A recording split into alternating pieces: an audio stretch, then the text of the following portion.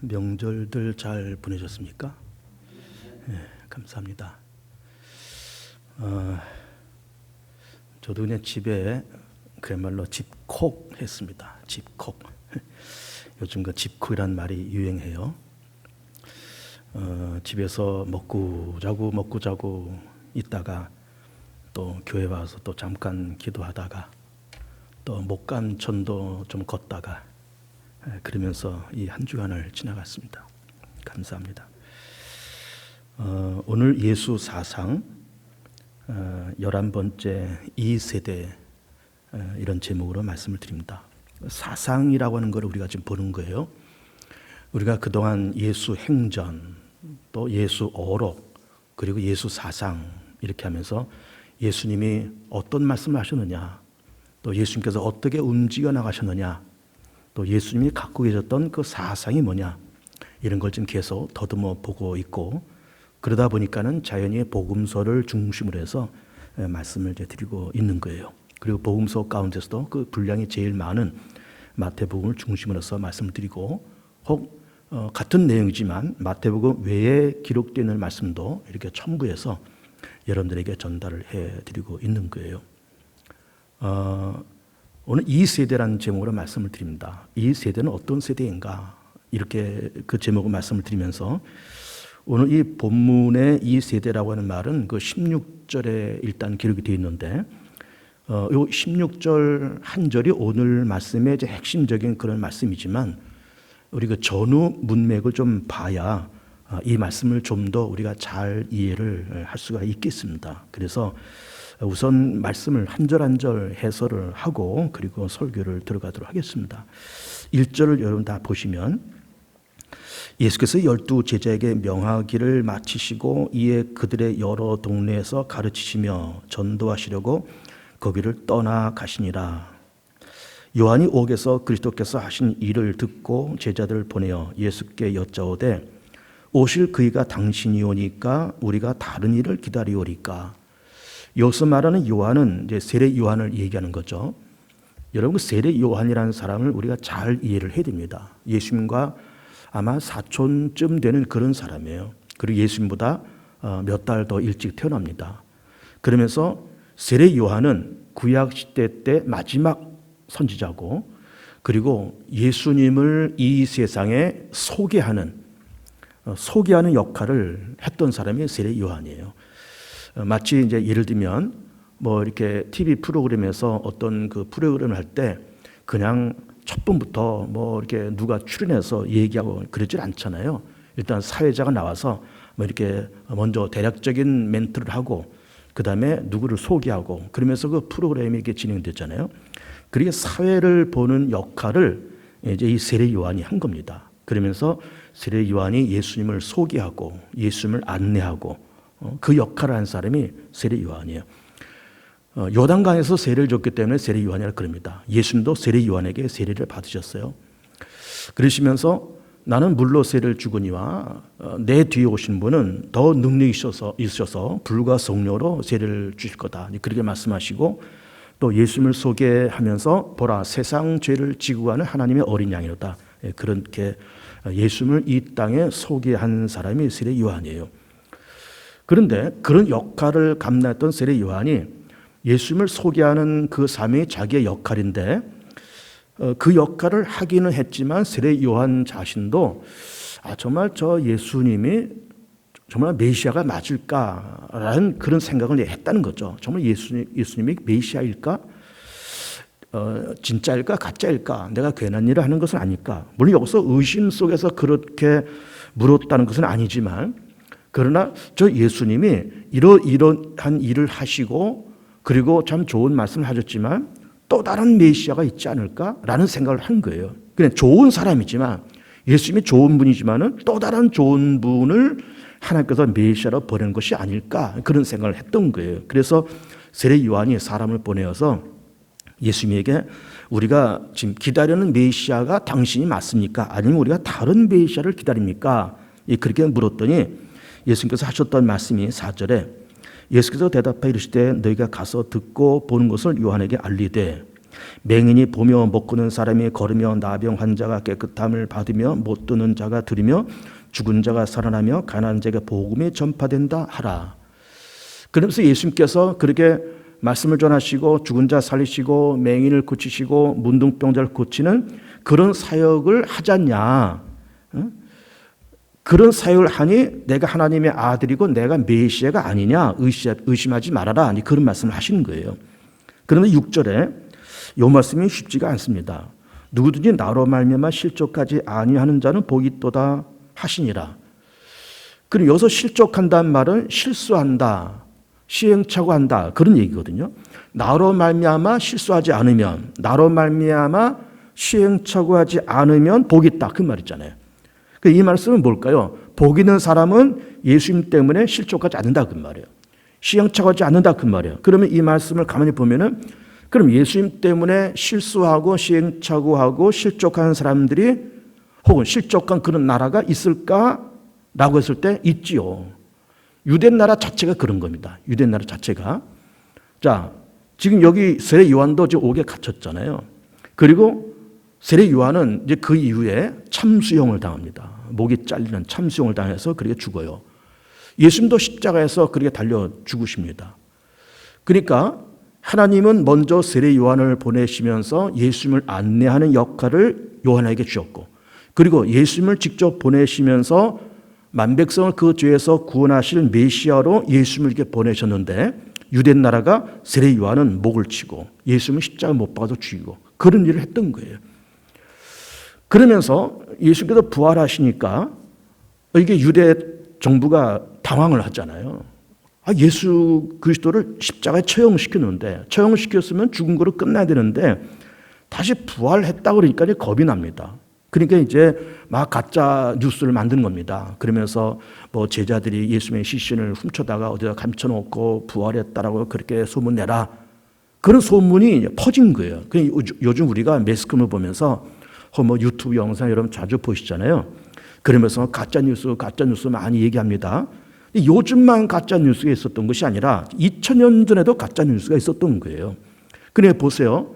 우리는 이제 현대인들을 뭐 요즘 사람들은 뭐 달고 영악하고 뭐 그렇게 얘기하지만은, 그러면서 2000년 전 그 고대 사람들 보면서 참 그 사람들은 옛날 사람들이니까 참 순수하고 참 이렇게 안팎에 투명하고 그런 사람들이지 않겠느냐라고 생각했지만은, 고대 사회인 2000년 전에도 그런 가짜 뉴스를 만들고 가짜 뉴스를 퍼뜨리고 가짜 뉴스를 믿는 사람들이 많았다는 거예요. 그러니까 해 아래 새 것이 없는 거예요. 그때 있는 것이 지금 있고 지금 있는 것이 그때도 있고 1000년 후에도 또 그런 일이 또 있는 거예요. 그러니까는 아담과 하와가 선악과 따먹으면서 타락한 이후로 정말로 해 아래는 새 것이 없는 것 같이 그때 그 고대 사회 안에서도 그런 어떤 음모와 어떤 가짜 뉴스가 그렇게 회자되었던 거예요. 그런데 그러면서 유대 정부가 세례 요한 목을 치고 예수님 십자가 못 박아서 죽이고, 그러면서 유대 정부 자체가 실족하잖아요. 예수님 때문에 그래 실족하잖아요. 예수님 때문에 그래 실수를 저지르고 시행착오를 겪는 거예요. 하나님께서 위에서 물끄러미 쳐다보시니까 얼마나 그 사회가 한심합니까? 아니, 유대 민족은 하나님의 택함 받은 백성이잖아요. 택함 받은 백성임에도 불구하고 세례 요한 목을 치고 예수님 십자가에 죽이고 부활하셨더니 또 가짜 뉴스를 만들어서 퍼뜨리고, 그런 유대사를 바라보시면서 하나님이 얼마나 마음이 아프셨을까요?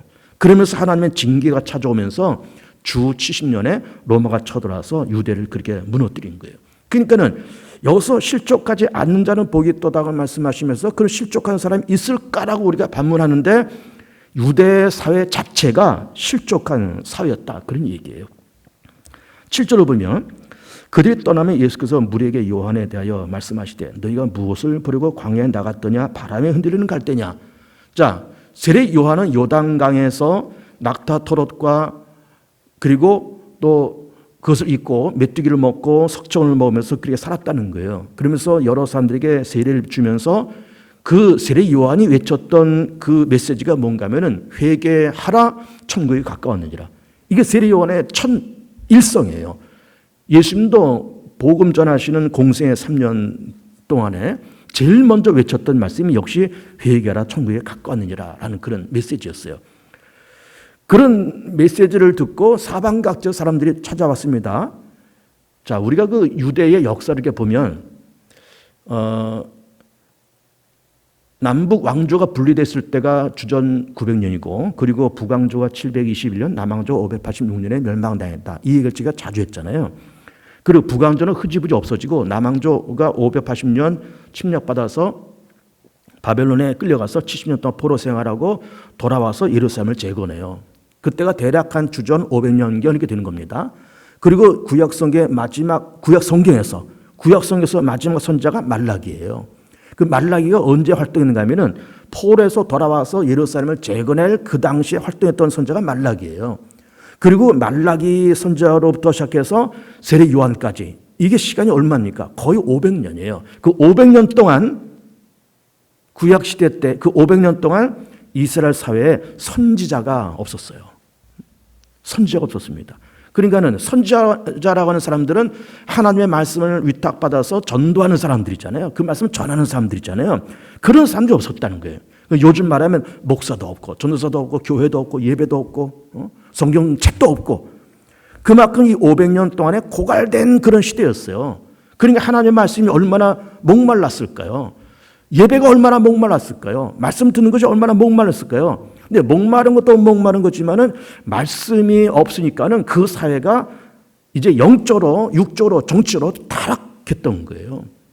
그 타락한 유대 사회에서 회개해라, 천국에 가까웠다라는 이 외마디, 이 일성이 사람들의 마음을 움직인 거예요. 그러면서 요한이라는 사람이 요단강에서 세례 준대. 회개하래. 천국에 가까이 왔대. 그러면서 사람들이 꾸역꾸역 그동안 500년 동안 말씀을 못 듣다가 그 말씀 한마디를 들으려고 사방각에서 몰려든 겁니다. 그런데 그렇게 온 사람들이 많이 있었지만은 정말 세례 요한의 말씀이 그립고 하나님의 말씀이 그리워서 듣기 원해서 오르는 사람도 있었지만 어중이 떠중이도 많았다는 거죠. 남들이 우르르 가니까 또 군중심리에 가서 요단강에서 어깨 너머로 끼우게 보면서 세례 요한이 어떻게 생겼나, 뭘 먹나, 메뚜기 먹는다는데도 어떻게 먹는 거야. 사실 중요한 것이 아니잖아요. 낙타 털어서 입었다는 것도 중요한 것이 아니고 뭐 메뚜기를 먹었다 그건 중요한 것 아니에요. 근데 어쨌든 사람들이 오니까는 다 구경사람 온 사람도 많았다는 거죠. 그러면서 요단강변이 어쨌든 이렇게 다른 지역보다는 물이 흐르니까 좀 비옥하니까 그 강 좌우에 갈대들이 이제 많았다는 거죠. 그러면서 너희들 뭘 보러 갔느냐? 세례 요한을 보러 갔느냐? 아니면 흔들리는 갈대냐? 그리고 8절에 그런 너희가 무엇을 보려고 나갔더냐? 부드러운 옷 입은 사람이냐? 부드러운 옷을 입은 사람들은 왕궁에 있느니라. 그러니까 부드러운 옷은 왕이나 왕족들 이런 귀족들이 입는 고급 의복이에요. 이 말을 우리 현대도로 표현한다 그러면은 너희들이 뭘 보러 갔어? 갈대 보러 갔어? 세례 요한이 무슨 옷 입었나 그거 보러 갔어? 무슨 연예인이 왔는가 그거 보러 갔어? 그게 아니다 그 말씀하고 있는 겁니다. 그게 아닌데 세례 요한의 말씀을 듣고 정말 회개하고 천국에 가까웠다는 것을 알면서 준비하라고 하는 뜻으로 세례 요한이 나타난 거지 예수님의 십자가 죽으시면서 우리를 죄와 사망에서 건지시려고 예수께서 나타나신 것이지 예수님을 구경 삼아 가면 되겠냐 이 말이에요. 세례 요한을 구경 삼아 가면 되겠느냐 이 말이에요. 연예인이 어디 나타났다 해서 그 구경 삼아 가면 되겠느냐 그 말씀을 하시고 있는 겁니다. 그러면서 9절에 그럼 너희가 어째 나갔더냐 선지자를 보기 위함이었더냐 옳다 내가 너에게 이르노니 선지자보다 더 나은 자니라. 선지자보다 더 낫다. 여러분 우리 구약성을 보면은 많은 선지자들이 있습니다. 뭐 예를 들면 뭐 엘리야 또 뭐 예레미야, 이사야 이 사람들 선지자잖아요. 근데 이 세례 요한은 그 모든 선지자보다 더 낫다는 거예요. 왜 그랬을까요? 많은 선지자들은 앞으로 메시아가 이 땅에 올 거라고 하는 것을 예언만 했지 메시아를 직접 본 사람은 없는 거예요. 그런데 세례 요한은 예수님께서 이 땅에 메시아가 오실 거를 선포하는 선지자이면서 동시에 예수님을 직접 본 사람이고 예수님을 이 세상에 안내하고 예수님을 소개한 사람이 세례 요한이잖아요. 그래서 예수님을 직접 그 메시아를 직접 만나서 소개한 그 세례 요한이 많은 선지자보다 더 낫다 이렇게 말씀하시고 있는 거예요. 그러면서 10절에 기록된 바 보라 내가 내 사자 메신자죠. 말씀을 전하는 자를 얘기한 겁니다. 내 사자를 네 앞에 보내노니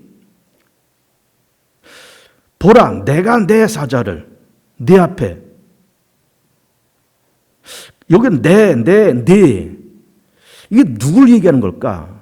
처음에 보라 내가 여기는 성부 하나님이시죠. 성부 하나님이 내 사자를 내 사자 그러니까 하나님의 말씀을 전하는 그 사자를 내 앞에 여기서 내는 누굴까요? 그리스도 앞에 보내노니 그가 그 세례 요한이 네 길 예수님의 길을 네 앞에 예수님 앞에 준비하리라 그런 얘기예요.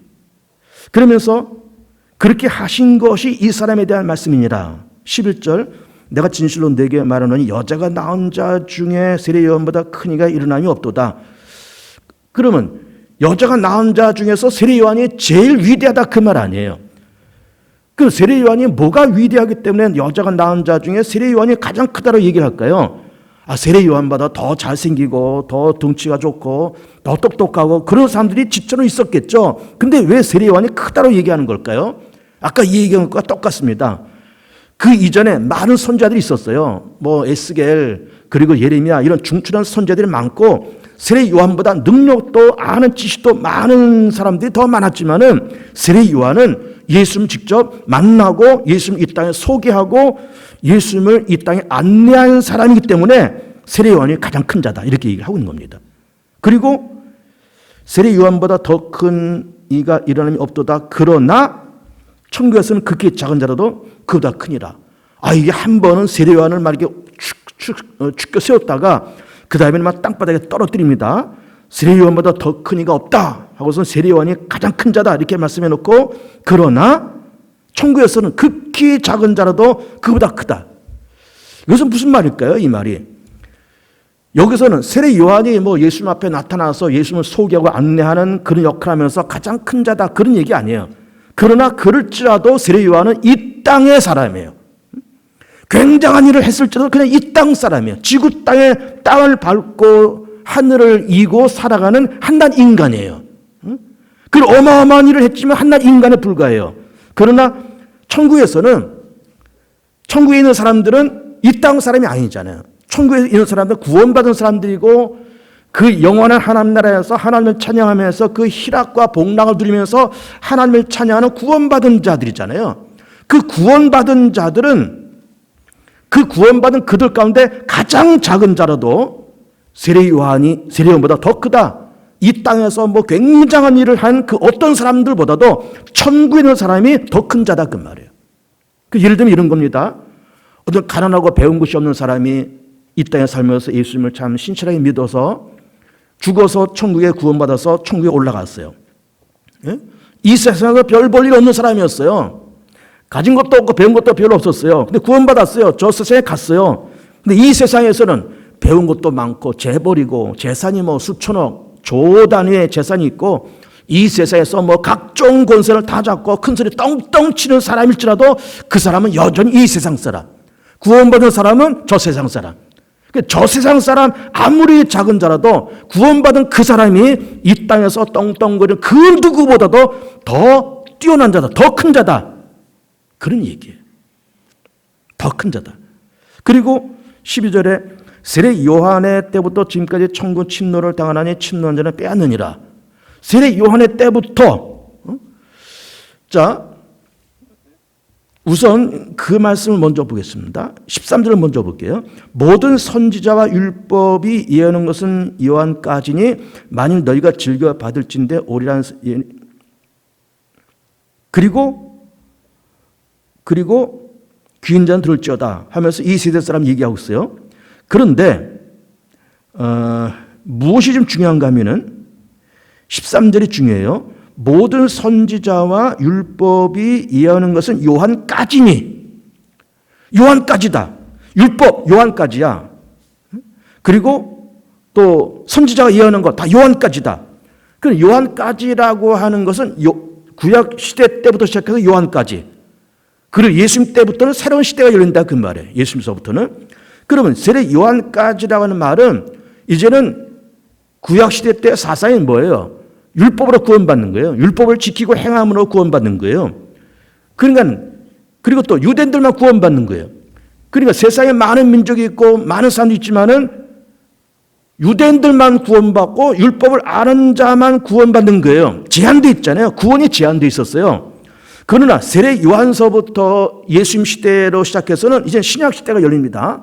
신약 시대에 가서는 누구를 막론하고 예수 그리스도를 믿는 믿음을 가지고 들어가는 세상이고, 세리가 되었던 창기가 되었던 배운 것이 없는 사람이 되었던 세상에 별짓을 다 한 사람이건 예수 앞에 나와서 회개하고 죄사함 받고 구원받은 사람은 누구나 다 천국 들어간다 그 말이에요. 그러니까 지금까지는 천국이라고 하는 것이 유대인들에게만 이렇게 국한됐고 율법에만 국한되었던 천국의 개념이 이렇게 활짝 열려서 누가 되었건 세리가 되었건 창기가 되었건 도둑놈이 되었건 사기꾼이 되었건 다 예수 앞에 나와서 자복하고 회개하고 죄사함 받아서 예수님을 하나님의 아들로 나를 위해서 십자가에서 죽으시고 부활하셨다고 하는 사실을 믿고 고백하고 영접하고 입으로 시인하면 다 구원받는 세상이 되면서 천국 문이 이제 세례 요한과 예수님의 시대를 거쳐가면서 천국 문이 활짝 열렸다 그 말이에요. 활짝 열렸다. 그래서 12절과 13절 말씀 그겁니다. 그거 다시 한번 보시면 세례 요한의 때부터 지금까지 천국은 침노를 당하나니 침노한 자는 빼앗느니라. 믿음으로 가는 세계예요. 이제는 뭐 유대인이니까는 들어가고 이방이니까는 못 들어가고 율법이 있으니까는 들어가고 율법이 없으니까 못 들어가고 그런 세상이 아니다 그 말. 이제는 누구나 다 동서고금 누구를 막론하고 예수 그리스도를 믿는 믿음을 가지고 들어가는 세상이 되었고, 그렇게 믿음으로 들어간다고 하는 거를 성경에서는 침노한다라고 그렇게 표현하고 있는 거예요. 침노한다. 13절에 모든 선지자와 율법이 예언한 것은 요한까지다. 아까 설명했어요. 14절에 만약 너희가 즐겨 받을진대 오리라 한 엘리야가 곧 이 사람이니라. 오리라 한 엘리야. 자, 여러분 그 마태복음 13장을 뭘 이렇게 껴 놓으시고 조금 앞으로 넘어가면 구약 성경 맨 마지막 말라기가 나와요. 말라기 맨 마지막 장을 한번 보세요. 말라기 아마 4장인가 그럴 텐데, 그렇군요. 말라기 4장을 보세요. 마지막 장. 4장, 아까 제가 말라기를 소개했습니다. 구약 성경의 마지막 선지자라고 그랬어요. 바벨론 포로 생활하고 돌아와서 예루살렘을 재건하고 나서 마지막 선지자가 말라기예요. 그러면서 4장 5절에 보면 이렇게 기록되어 있습니다. 보라, 여호와의 크고 두려운 날이 이르기 전에. 여호와의 크고 두려운 날, 이게 뭘까요? 그리스도가 이 땅에 오신 그걸 얘기하는 겁니다. 그리스도가 오시기 전에 내가 선지자 엘리야를 너에게 보내리니. 자 보세요. 지금 말라기는 주전 한 400년 내지 500년 사람이에요. 주전 400년 내지 500년 사람입니다. 엘리야는 누굴까요? 엘리야는 북왕조 이스라엘에서 활동한 선지자입니다. 그 유명한 호렙산에서 우상 선자들 850명과 대결해서 살아계신 하나님을 증거하고 우상 선자 850명을 기손 시내가에 가서 죽였잖아요. 그 사건이 기록되어 있고, 그 엘리야 시대에는 대략 주전 800년이에요. 그럼 지금 말라기는 주전 약 한 500년, 엘리야는 주전 한 800년. 그러면 지금 말라기가 이 말을 하는 거는 벌써 300년 전에 있었던 엘리야를 얘기하고 있는 거예요. 그 300년 전에 죽었고 300년 전에 그렇게 호렙산에서 그렇게 그 우상 선지자를 죽였던 그 엘리야가 또 온다는 거예요. 네? 그럼 여기서 말하는 그 엘리야가 누굴까? 다시 이제 본문 넘어오면 마태복음 12장 다시 넘어오면 보세요. 14절 보세요. 우리 본문 14절에 만일 너희가 즐겨 받을진대 오리라 한 엘리야가 곧 이 사람이라. 그 말라기가 주전 500년경에 엘리야가 올 거다. 근데 말라기를 중심으로 해도 엘리야는 벌써 300년 전 사람이에요. 그 300년 전 사람이 앞으로 500년 후에 예수 시대에 바로 직전에 올 거다. 그 말 있잖아요. 그럼 엘리야 시대와 그럼 이 세례 요한의 때와는 800년의 시간의 차이가 있어요. 그럼 이 엘리야가 그러면 이렇게 그렇게 800년 전에 죽었다가 다시 뭐 환생해서 아니면 부활해서 예수님 시대에 다시 나타난다는 얘기일까? 그게 아니라 그렇게 기손 시내가에서 우상 선지자 850명을 죽이고 살아계신 하나님을 증거한 그런 심성, 그런 열정, 그런 믿음을 갖고 있는 그런 사람이 나타날 거라는 거예요. 그게 누굴까요? 그가 바로 세례 요한이에요. 그가 바로. 그래서 14절 다시 보시면 만일 너희가 즐겨 받을진대 오리라 한 엘리야가 곧 이 사람이니라. 귀 있는 자는 들을지어다. 이 세대를 무엇으로 비유할까? 비유하건대 아이들이 장태한 자 제 동물을 불러 이르되 우리가 너희를 향하여 피를 부르도 너희가 춤추지 않고 우리가 슬피 울어도 너희가 가슴을 치지 아니했다는 것 같도다. 이거 조금 이따 볼게요. 18절 먼저 봅니다. 요한이 와서 먹지도 않고 마시도 아니하며, 요한이 이제 옥에 갇히거니 그랬잖아요. 그러면서 들에서 세례를 줄 때도 메뚜기를 먹고 석청을 따먹었다는 거예요. 낙타토롯을 입고. 아주 귀한 사람이죠. 근데 요한이 그렇게 사니까, 그리고 이제 옥에 들어가서도 아마 단식 투장을 했던 것 같아요. 그랬더니 요한에 대해서 뭐라고 얘기하는가 하면은 요한이 먹지도 않고 마시도 아니하며 그들 말하기를 귀신이 들렸다 하더니 인자는 와서 먹고 마시며 말하기를 보라 먹기를 탐하고 포도주를 즐긴 사람이요. 그러니까 요한에게는 단식 투쟁하는 요한에게는 귀신 들렸다 그렇게 말하고 예수님은 여러 사람들을 만났잖아요. 가난한 사람도 만나고 병든 사람도 만나고 창기도 만나고 죄인들도 만나고 같이 식사하시고 그들 위로하고 고치시고 용서하시고 다 그렇게 하셨잖아요. 그리고 가나 혼인잔치에 가서 포도주가 떨어지니까 물로 포도주 만들고 그렇게 하셨잖아요. 이런 일을 하시니까는 저 사람은 먹기를 탐하고 포도주를 즐기는 사람이야. 세리와 죄인의 친구야 하면서 예수님이 그렇게 비하했다는 거예요. 그러니까 요한은 안 먹는 요한은 귀신 들렸다 그러고 잡수는 예수님은 먹기를 탐하고 포도를 즐기는 사람이라고 그렇게 비하하고 먹으면 먹는다고 비하하고 안 먹으면 안 먹는다고 비하하고 이러면 이런다라고 비하하고 저런다고 비하하는 타락한 유대 사회와 강팍한 유대 사회를 그렇게 말씀을 하시고 있는 거예요. 그런데 오늘 본문의 그 중심이 뭔가 하면 16절이에요. 여러분 16절을 보세요. 이 세대를 무엇으로 비유할까? 비유하건대 아이들이 장태한 자 제 동물을 불러 이르되 우리가 너희를 향하여 피를 불어도 너희가 춤추지 않고 우리가 슬피 울어도 너희가 가슴을 치지 아니했다 함과 같도다. 이건 뭔가 하면은 그 당시 아이들이 장터에 앉아서 놀이를 했다는 거죠. 놀이를 하는데 이제 10명이면 10명 모였습니다. 그럼 5명 총팀 100팀 나눴어요. 그러면서 야 우리가 먼저 할게. 그러면서 우리가 여기서 피리 불 테니까 너희들 춤을 춰. 그리고 우리가 울면 너희들 가슴을 쳐. 이런 어떤 놀이를 했다는 거죠. 우리도 어려서는 참 그런 놀이 많이 했습니다. 말치기. 그리고 또 가위생 이런 거 그거 많이 했어요. 또 다방구, 술래잡기 그런 거 많이 했잖아요. 요즘은 애들이 집에서 이렇게 컴퓨터 가지고 게임하면서 다 그렇게 노는 문화가 거의 없었지만은 우리 그 전에 마당에서 그런 놀이 많이 했어요. 이렇게 갈라서 양팀 갈라서 그렇듯이 유대 사회에서도 아이들이 장터에서 양쪽으로 갈라서 우리가 피리 불 테니까 너희들 춤을 춰. 우리가 슬피 울 테니까 너희들이 가슴을 쳐.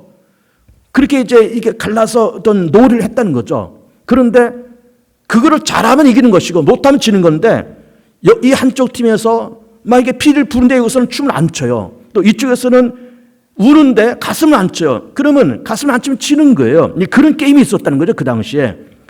그런 것처럼 이 세대 사람들이 마음이 강팍해서 피를 불어도 춤추지 않고 울어도 가슴을 치지 않는 강팍한 사회가 되었다는 것을 예수님께서 이렇게 말씀을 하시고 있는 거예요. 강팍한 사회. 얘기했잖아요. 아까. 예수님을 이 땅에 소개하러 온 세례 요한은 목 잘라 죽이고 우리를 죄에서 구원하러 오신 예수님은 십자가에 못 박아 죽이고 세례 요한이 안 먹으니까는 귀신 들렸다 그러고 예수께서 잡수시니까는 저 사람은 먹는데 탐하는 사람을 그렇게 비하하고 그러니까는 이렇게 하나 저렇게 하나 세례 요한 핍박하고 예수님 핍박하고 먹으면 먹는다 안 먹으면 안 먹는다 목 잘라 죽이고 십자가에 달려 죽이고 그렇게 하는 이 강팍한 유대 사회와 강팍한 현대인들을 향해서 이 세대를 무엇으로 비유할까? 그러면서 피를 불어도 춤추지 않고 울어도 가슴을 치지 않는 강팍한 유대 사회와 강팍한 이 세대 사람들을 이렇게 말씀을 하시고 있는 거예요. 아까도 말씀드린 것처럼 참 요즘 사람들은 참 현대인들이고 다 배운 것도 많고 자존심들도 강하고 그렇더라 그렇게 우리가 얘기하지만 벌써 2000년 전 이 세례 요한의 시대, 2000년 전 예수님의 시대도 지금과 별반 다를 것이 없다 그 말이에요. 별반 다를 것이 없어요. 지금도 강팍하면 그때도 역시 강팍한 것이고 다 그런 강팍한 사람들이 모여서 그런 일을 다 만들어 놓았던 거예요. 그러면 왜 그런 그 사람들이 유대 사회 사람들이 되었건 현대인들이 되었건 왜 이렇게 사람들의 마음이 강팍할까?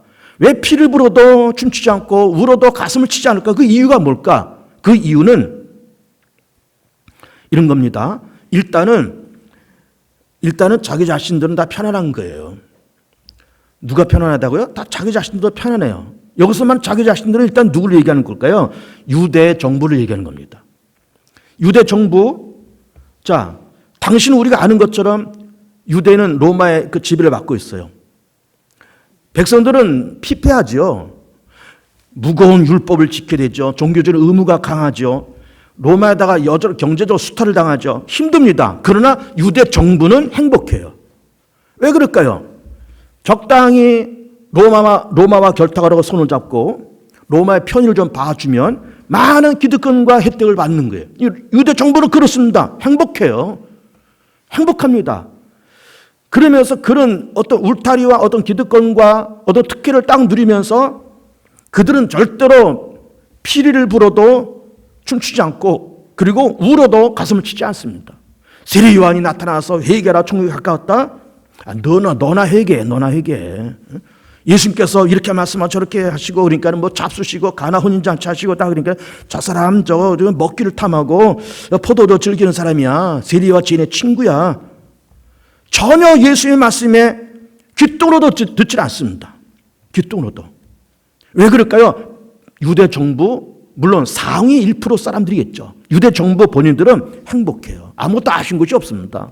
로마와 결탁해서 각종 특혜와 각종 기득권을 다 누리니 뭐로 귀찮게 회개하고 뭐로 귀찮게 하나님의 나라를 준비합니까? 지금 여기가 천국인데 내가 누리고는 이 세상이 천국인데 무슨 하나님의 나라를 기다리고 지금 다 행복한데 아무 문제가 없는데 무슨 회개를 하고 회개라는 말 자체는 돌아서라는 말이잖아요. 돌아서라. 그 죄 해결해서 돌아서라.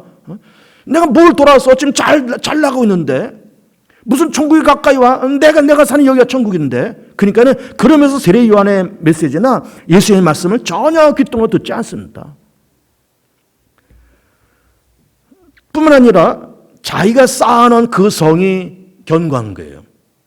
자기가 쌓아놓은 그 성을 딱 치고 울타리를 딱 치고 그 안에 머물면서 자기는 행복하고 자기는 아무런 아쉬운 것이 없는 거예요. 문을 열고 나오면 복잡한 문제가 많은데 자, 기득권을 내려놓고 문 열고 나오면 유대 사회의 99%가 다 가난과 질병과 무거운 종교적인 의무와 그런 것에 찌들어 살고 있는데 본인들은 행복해요. 그 성에 딱 들어가 있으면서 문을 딱 걸어 잠그고 있으면서 행복합니다. 예를 들면 우리 과거 일제강점기 때 친일파 사람들은 행복한 시간이었어요. 그 시간은. 일본 사람과 적당히 결탁하면서 각종 특혜와 기득권을 다 누리니까 행복합니다. 무슨 뭐 독립운동, 해방되면 더 불안하죠. 해방될까봐 조마조마했겠죠. 저 독립될까 조마조마했겠죠. 각종 특혜를 다 누리는데 지금 여기가 천국인데 그러니까는 그 당시 사람이나 지금 사람이나 별반 다를 것이 없는 거예요. 여기가 천국인데 뭐 천국이 뭐 가까이 와 여기가 천국인데 뭐 회개해 뭘 돌아서 내가 돌아서 뭐 있어 잘 나가고 있는데 그러면서 울타리를 딱 쳐놓고 담을 딱 쳐놓고 문을 딱 걸어 잠그고 나오질 않는 거예요. 나오질 않습니다. 보세요. 그런데 그러면서 지금 예수님께서 이 귀 있는 자는 들으라고 말씀하시면서 뭐 피를 분다, 뭐 운다, 가슴을 쳐라라고 하는 이 말씀이 뭘까? 지금 이렇게 회개하지 않는 유대사회, 강팍한 현대인들을 바라보시면서 아무 문제 없다고 생각하는 그것. 그리고 무슨 천국이냐? 지금 내가 사는 여기가 천국인데 라고 생각하는 그 착각과 자기 합리화가 있어요. 나는 좀 잘 사는 것 같아요. 나는 지금 바로 살고 있는 것 같아요. 나는 지금 정직하게 살고 있는 것 같아요. 나는 지금 아무 문제가 없는 것 같아요. 근데 그건 자기 생각이지. 아니, 하나님이 볼 때는 바로 사는 게 아닌데, 남들이 볼 때는 절대로 바로 사는 것이 아닌데, 자기만 바로 산다고 생각하는 거예요. 지금 이 유대 정부도 그렇고, 지금도 마찬가지, 지금도. 우리도 그렇게 될 수가 있습니다. 우리도 자가당착이 될 수가 있어요. 우리도 착각과 자기 합리화 속에서 살 수가 있어요. 나는 그냥 아무 문제 없이 잘 사는 것 같이 그런 착각 속에 살 수 있어요. 난 지금 신앙생활 잘하고 있어. 나 교회생활 잘하고 있고, 나 지금 열심히 살고 있어. 라고 하면서 어떤 자기 합리화와 자기 착각 속에서 살 우려가 있습니다. 근데 그것이 그렇지 않다는, 그건 자기 생각이지. 자기 생각이지. 하나님께서 위에서 물건에 바라보시면서 그건 네 생각이지. 나도 너를 이렇게 옳다로 인정하기 어렵다. 그건 네 생각이지. 제3자가 남이 너를 그렇게 봐줄까? 아니야. 너는 옳다고 생각하지. 남이 볼 때는 옳지 않아. 내가 볼 때는 더 옳지 않고. 넌 지금 정직하게 바르게 살고 있는 것 같지? 너 열심히 살고 있는 것 같지? 내가 볼 때는 아닌데? 남들 볼 때도 물론 아닐 텐데? 그 말씀 하시고 있는 거예요. 이게 우리한테도 적용되는 말씀이고 불신자들은 더 적용되는 말씀인 겁니다. 어리석은 자는 이르기를 하나님 없다 하는도다. 하나님 없다는 착각 속에 일평생을 살아가요. 하나님 없다는 것으로. 지금 잘못 살고 있고 잘못 말하고 있고 잘못 판단하고 있는데 자기가 엄청난 죄를 저지르면서 살고 있는데 아무도 모른다고 생각하는 거예요. 왜 몰라요? 하나님 알고 보고 다 듣고 계시죠. 왜 모르실까요? 그런데 어리석은 자들은 그걸 아무도 모른다고 생각하면서 하나님 없다고 생각하면서 그런 착각과 자기 합리화 속에서 살아간다 그 말이에요. 살아간다 그 말이에요. 여러분 뭐 남 얘기할 것도 없고 우리 스스로 한번 생각해 보세요. 여러분들이 우리가 지금 2020년도인데 뭐 멀리 내다볼 것도 없이 한 1년 전만 해도 한번 생각해 보세요. 1년 전에 내가 어떻게 살았지? 그리고 한 10년 전 생각해. 10년 전에 내가 어떻게 살았지? 한 20년 전에 내가 어떻게 살았지? 그러면서 내가 20년 전에 그때는 좀 젊었을 텐데 그때 내가 이렇게 생각하고 이렇게 판단하고 이렇게 살았는데 그게 옳다라고 그렇게 살았는데 20년이 훌쩍 지난 지금 20년 전을 생각해 보면은 막 가슴이 조마조마할 만큼 내가 잘못 살았던 거예요. 그때는 그게 옳은 줄 알았어요. 부모 앞에, 형제 앞에, 교회에서, 목사님 앞에, 또 누구 앞에 그렇게 말하고 그렇게 판단하고 또 자기 인생을 살아가면서 그것이 옳다라고 판단하고 옳다라고 말하고 옳다라고 그렇게 행동하면서 살아왔는데 10년 지나고 20년 지나서 그때를 생각해 보면은 막 가슴이 너무너무 부끄럽고 너무너무 창피하고 너무너무 어떻게 그렇게 어리석은 생각, 어리석은 판단, 어리석은 말을 하면서 그래 살았을까? 그때는 뭐 그 말이 그렇게 판단하고 그렇게 생각하고 그렇게 행동한 것이 옳은 줄 알고 그렇게 살아왔는데 지나보니까 아니었던 거예요. 지나보니까.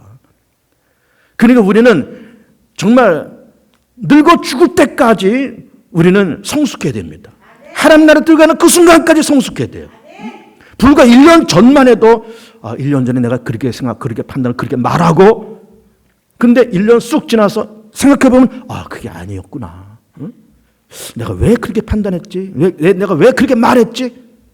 왜 그게 옳다라고 그렇게 내가 붙잡고 있었지? 근데 지금 생각하면 아닌데. 그러니까 우리는 일평생 그렇게 살아가는 거예요. 이거 옳은 줄 알고 살아가는 거예요. 응? 옳은 줄 알고. 그런데 하나님께서 물건을 바라보시면서 너 옳은 줄 알고 그렇게 말하고 옳은 줄 알고 그렇게 판단했지만 그건 네 생각이지. 응? 그건 네 판단이지. 그거 옳지 않아.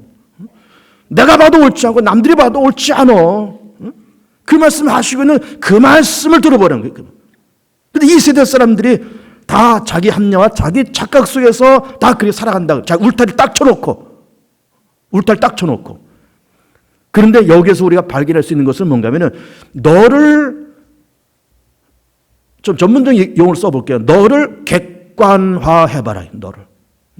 네가 너 보지 말고 남 입장에서 너를 한번 바라봐. 제3자 입장에서 너를 바라봐.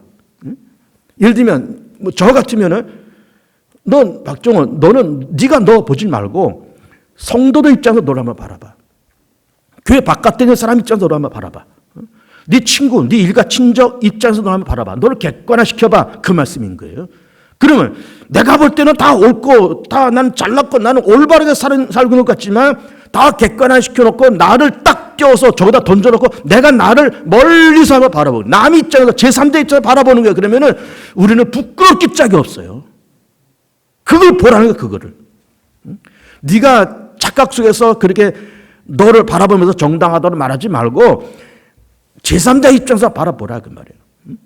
그리고 말씀을 비추어서 하나님 입장에서 바라보라 그 말이에요. 하나님 입장에 든다는 것이 참 죄송스럽기도 하고 가당치 않은 말이기도 하지만 뭐 그렇게도 한번 해보자 그 말이에요. 하나님 입장 나를 한번 바라보자 그 말이에요. 제3자 입장에서 바라보자 그 말이에요. 그러면은 부끄럽기 짝이 없는 것이 우리의 모습이에요. 여러분 보세요. 유대사회 세례요한 목동무동 잘라서 죽였어요.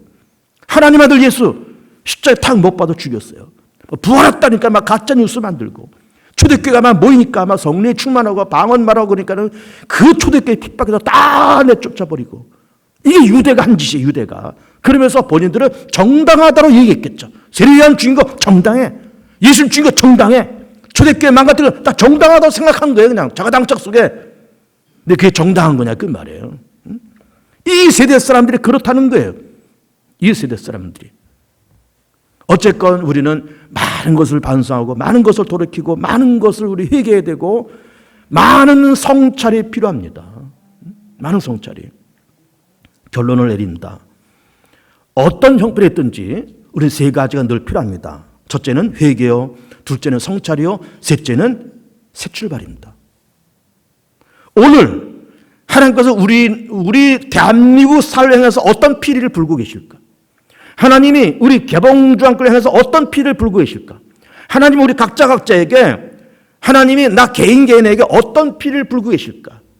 그 피를 불면 춤을 춰야 되는데 어떤 피를 불고 계실까? 어떤 피를 불고 계실까? 그 피를 불면서 무엇을 우리에게 말씀하실까?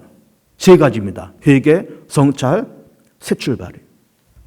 유대사회야 회개해야 돼. 성찰해봐. 새 출발해. 대한민국아 회개해 이번 기회에. 그리고 성찰해. 그리고 새 출발해. 개봉주안교회야 이번 기회에 회개하고 이번 기회에 성찰하고 이번 기회에 새 출발해. 아무개야 이번 기회에 회개하고 이번 기회에 성찰하고 이번 기회에 새 출발해. 이 하나님의 메시지인 겁니다. 언제나 이 세 가지를 붙들면 언제나 가능성이 있습니다.